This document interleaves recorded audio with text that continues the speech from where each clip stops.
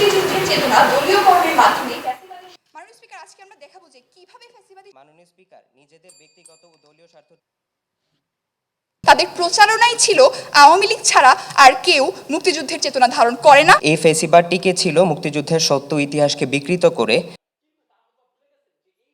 কিছুটা হয়েছে আংশিক, কিন্তু আমরা চাইবো যে সেটাও তাদের যুদ্ধ তো সবাই করেছে। আওয়ামী লীগ একাই তো আর দেশ মুক্ত করেনি। ক্ষমতায় টিকে থাকার জন্য মুক্তিযুদ্ধের চেতনাটাকে তারা লালন করতে গিয়ে সেটাকে কুক্ষিগত করেছিল। আমরা দেখেছি যে স্বাধীনতার পরে কিন্তু মুক্তিযুদ্ধের সার্টিফিকেট বিক্রিও হয়েছে, সেখান থেকেই গলতটা কিন্তু শুরু হয়েছিল। আসলে অনেক মুক্তিযোদ্ধা আছেন যারা ভাতা নেন না, কিন্তু তাদের অনেকের তালিকায়ও নাম নেই।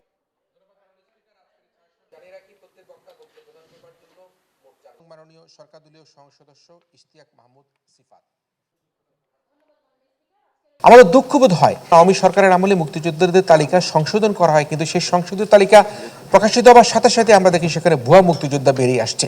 আমরা স্বাধীনতার 55 বছরেই আমাদের দুঃখবোধ হয়, আমাদের কষ্ট হয়, যারা এই শহীদ হয়েছে, যারা রক্ত দিয়েছে, সেই শহীদের রক্তের উপরে দাঁড়িয়ে বাংলাদেশ যখন স্বাধীন হয়েছে, সেই স্বাধীনতার যে মুক্তিযোদ্ধা, সেই শহীদ সেনানীদের সঠিক নামের তালিকা কিন্তু আমরা এখনো তৈরি করতে পারিনি। আমরা জানি যে এখনো পর্যন্ত যে মুক্তিযুদ্ধের যে তালিকাটা রয়েছে অত্যন্ত সিগনিফিকেন্ট।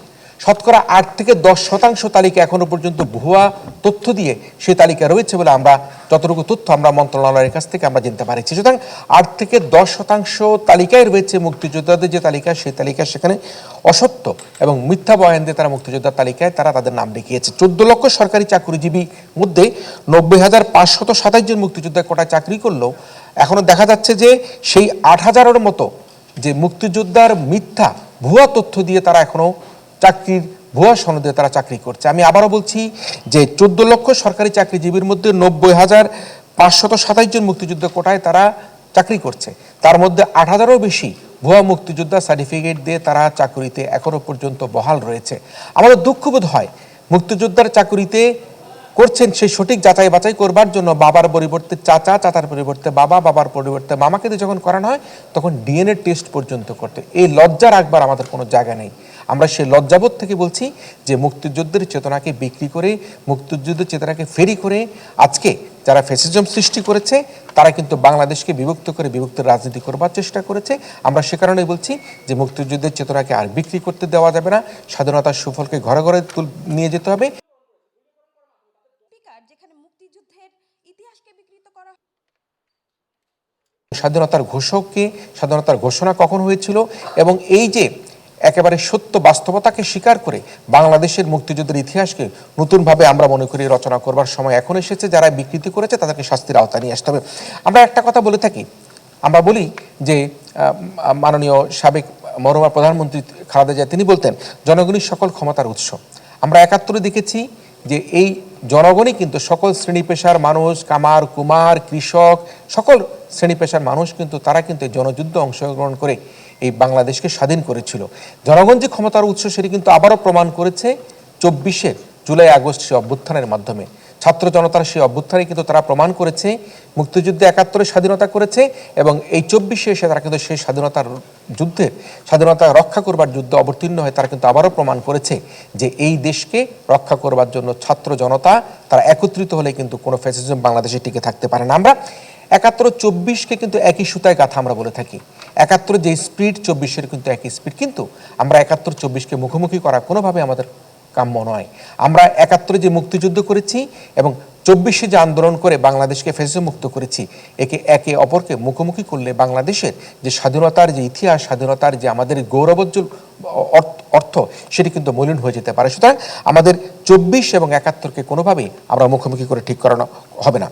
মুক্তিযুদ্ধের চেতনাকে দলীয়করণ করে আমরা ক্ষমতায় টিকে থাকবার যারা অপচেষ্টা করেছে তারা যদিও জুলাই অভ্যুত্থানে তারা পালিয়ে গিয়েছে, কিন্তু এখনো পর্যন্ত বাংলাদেশে সেই মুক্তিযুদ্ধের চেতনা বিক্রিকারীরা কিন্তু এখনো মাঝে মাঝে ফুসফুস করছে।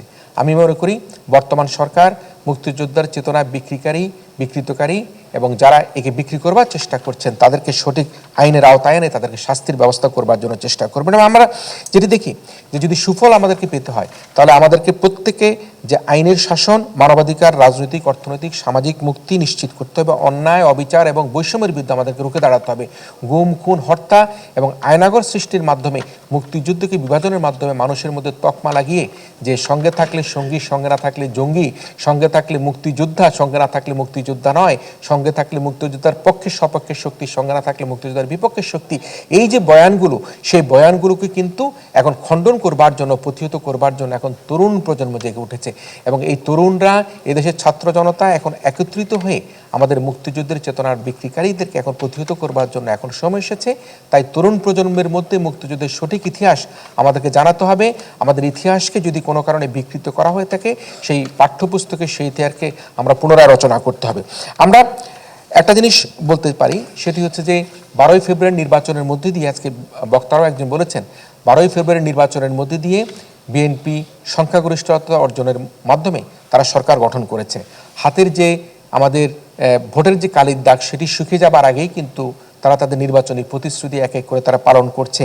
তারা দেখতে পাচ্ছে ফ্যামিলি কার্ড, কৃষক কার্ড, এমনকি যারা পরিচ্ছন্নতা কর্মী তাদেরকে ঈদের উপহার দিচ্ছে। সো এই যে সার্বিক প্রেক্ষাপট, সেই প্রেক্ষাপটে বর্তমান সরকার তাদের যে নির্বাচনী যে প্রতিশ্রুতি, সেই প্রতিশ্রুতির পথে যখন হাঁটছে, তখনই মনে করতে হবে যে মুক্তিযুদ্ধের চেতনাকে বাস্তবায়ন করবার জন্য সরকার তাদের লালিত স্বপ্ন, সেই লালিত স্বপ্ন তখনই আমরা দেখব যে সঠিকভাবে পালিত হচ্ছে যদি আজকে আমাদের মধ্যে বৈষম্যহীন সমাজ তৈরি করা যায়, আমরা সুশাসন কায়েম করতে পারি, আমরা বাংলাদেশে আইনের শাসন করতে পারি, গুম, খুন, হত্যার রাজনীতি বন্ধ করতে পারি, প্রতিহিংসার রাজনীতি বন্ধ করতে পারি, তাহলেই কিন্তু মুক্তিযুদ্ধের যে আজকে চেতনা, সেই চেতনা আমরা বাস্তবায়ন করতে পারবো। আমরা দেশের মুখে, মানুষের মুখে হাসি ফুটানোর কথা বলছি, আমরা বলছি যে মানুষের মুখে যে প্রতিশ্রুতি সরকার দিয়েছে সে প্রতিশ্রুতি বাস্তবায়ন করব। কিন্তু আমরা ভবিষ্যৎ রাজনীতিবিদ যারা রয়েছেন, যারা সরকার করেছেন, তাদেরকে আমরা বলতে চাই, অতীতের অভিজ্ঞতাকে কাজে লাগিয়ে আপনারা ভবিষ্যৎ রাজনীতিকে পরিচালনা করবেন। অতীতের অভিজ্ঞতাকে আপনারা ভুলে যাবেন না। কারণ 24-এর গণঅভ্যুত্থানে যারা বাংলাদেশের ভোটাধিকারকে হরণ করে, গণতন্ত্রকে হরণ করে, জুলুমের রাজনীতি করে, অন্যায় অত্যাচারের মধ্যে ক্ষমতা টিকেছিল, তারা কিন্তু বাংলাদেশ থেকে বিতাড়িত হয়েছে। সে কারণে আমরা মুক্তিযুদ্ধের চেতনাকে, স্বাধীনতার চেতনাকে যদি বাস্তবায়ন করতে হয়, তাহলে আমরা অতীতের অভিজ্ঞতাকে কাজে লাগিয়ে ভবিষ্যৎ রাজনীতিতে আমরা রাষ্ট্র, সরকার পরিচালনা করব। এখনো অনেকে জীবিত আছেন, এখনো সম্ভব যদি আমরা আন্তরিক হই, যদি আমাদের সদিচ্ছা থাকে, সত্যিকারের ইতিহাসটা আমাদের উত্তর প্রজন্মের কাছে আমরা পৌঁছে দিতে পারি। একটা মানবিক বাংলাদেশ গড়ে তোলার জন্য আমাদের যে অঙ্গীকার এবং যে স্বপ্ন, সেটাকে বাস্তবায়নের জন্য আমরা যেন এগিয়ে যেতে পারি, সেটাই হবে আমাদের এখনকার বড় চ্যালেঞ্জ। এবং সেটা আশা করি আমরা অবশ্যই ঐক্যবদ্ধভাবে সেই চ্যালেঞ্জ আমরা মোকাবেলা করতে সক্ষম হব।